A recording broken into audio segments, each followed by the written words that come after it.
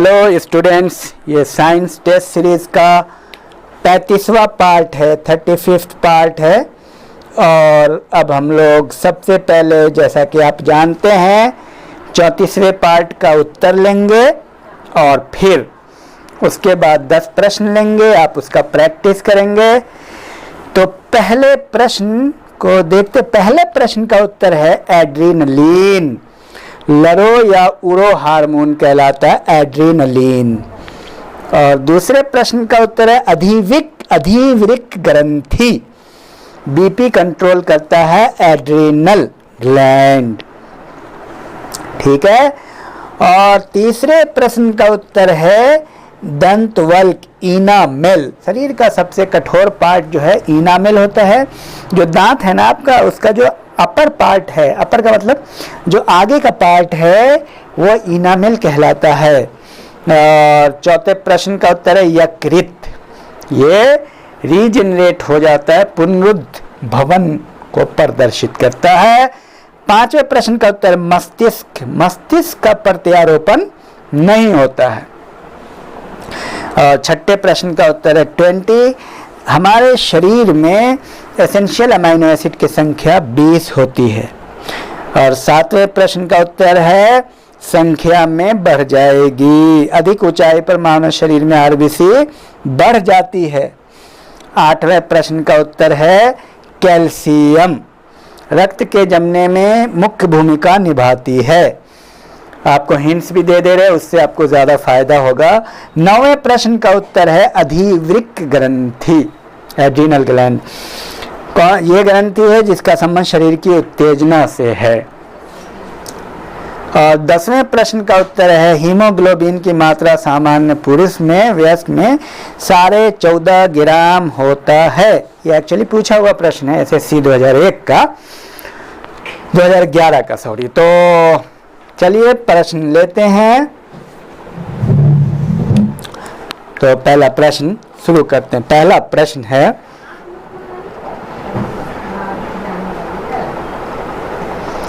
शुक्राणु कहाँ निर्माण होता है? शुक्राणु।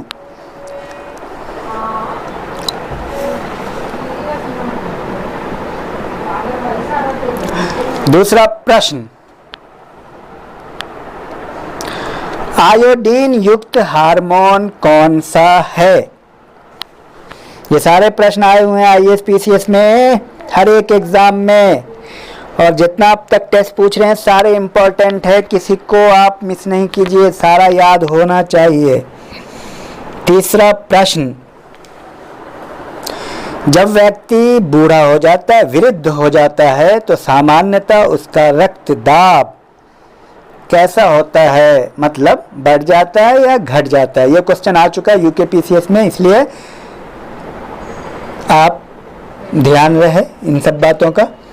चौथा प्रश्न ईसीजी का प्रयोग किसकी गतिविधि दर्ज करने में होता है? पांचवा प्रश्न मानव त्वचा का रंग किससे बनता है? यह भी आ चुका है हर एग्जाम में। छठा प्रश्न मानव शरीर में कोलेस्ट्रॉल का सामान्य स्तर क्या है?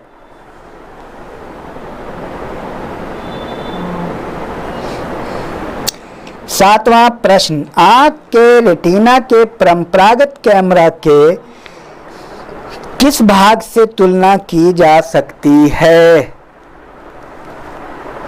आंख के रेटिना के परंपरागत कैमरा के किस भाग से इसकी तुलना की जा सकती है? रेटिना की तुलना। आठवां प्रश्न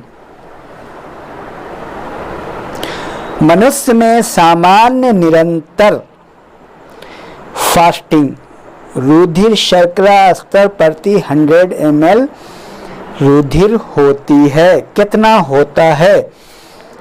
मानव में रुधिर शर्करा का स्तर सामान्यतः कितना होना चाहिए 100 ml में? इसका सही मतलब ये है।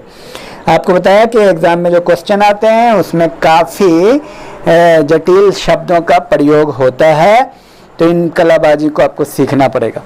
9वां प्रश्न, यदि व्यक्ति की रुधिर वाहिकाओं की त्रिज्या कम हो जाए तो उसका रक्तदाब के साथ क्या होगा?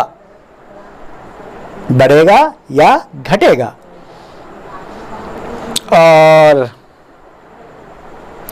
10वां प्रश्न, अधिक ऊंचाई पर मानव शरीर में आरबीसी की संख्या के साथ क्या होता है? तो चलिए आप लोग सॉल्व कीजिए इसको। Thank you very much.